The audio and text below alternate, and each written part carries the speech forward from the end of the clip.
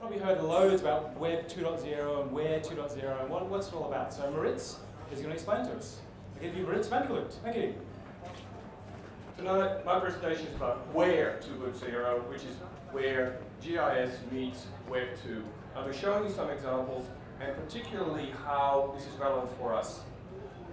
Just as a refresher, what is Web 2 compared to Web 1? Well, Web 1 is the web as we know it.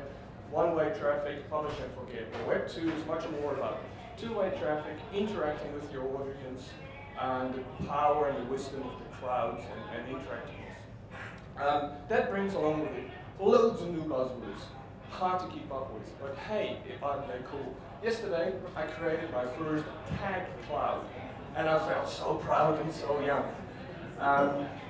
But does it mean this is just a hype? This is just Gen Y, 20-somethings with their iPhones twittering around, and it's just going to go away like a new Vegemite snack? Or can we turn this into something that's really useful for us in the industry? And of course, we can. The key thing there is that we need to understand that with Web 2, what we can do is just add location and stir, and everyone can be a GIS person, right? You can just, with your mobile phone, track it on latitude, and do all kinds of wonderful things. I know some examples. I mean, we all know about mashups. We've seen mashups of Victorian bushfires. You use Google Maps to track the outbreaks of swine flu, and people don't need us anymore. Every man, every guy in his backyard can do it. Flickr, for instance, photographs. Millions, if not billions, of photographs have been now stored in Flickr, and most of them are now being geotagged. That means that this massive database allows you to look around any place in the world, much more information, much better than, for instance, Street View. Tweeters, some people here are twittering. That's about to get geocoded and geo-enabled. That means you can then start following what people in your street or in your suburbs are tweeting about, they're talking about, and follow what's the buzz in your street. Or even on a national scale, Transmap. You can now already see what people in New Zealand are talking about as compared to people in Sydney or people in Melbourne.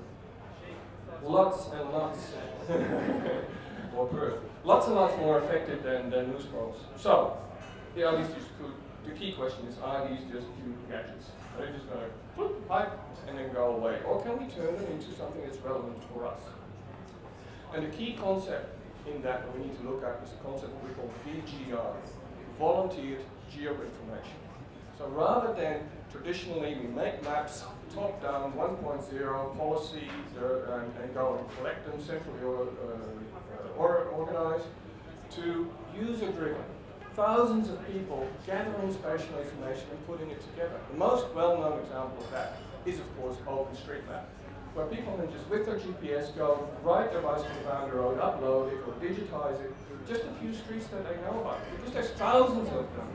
It just quickly gathers and gets improved, etc., etc. And within 2 years, OpenStreetMap had basically digitized the whole main roadmap of the UK.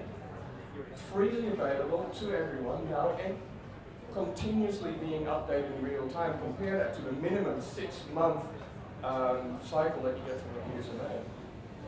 Happening in Australia, where until recently it took 4-year surveys to see where outbreaks of rabbits and where the rabbit pests were. Our friends from Spatial Vision in Victoria created Rabbit Scan, and within 2 months the community had done the same thing for free. It's amazing.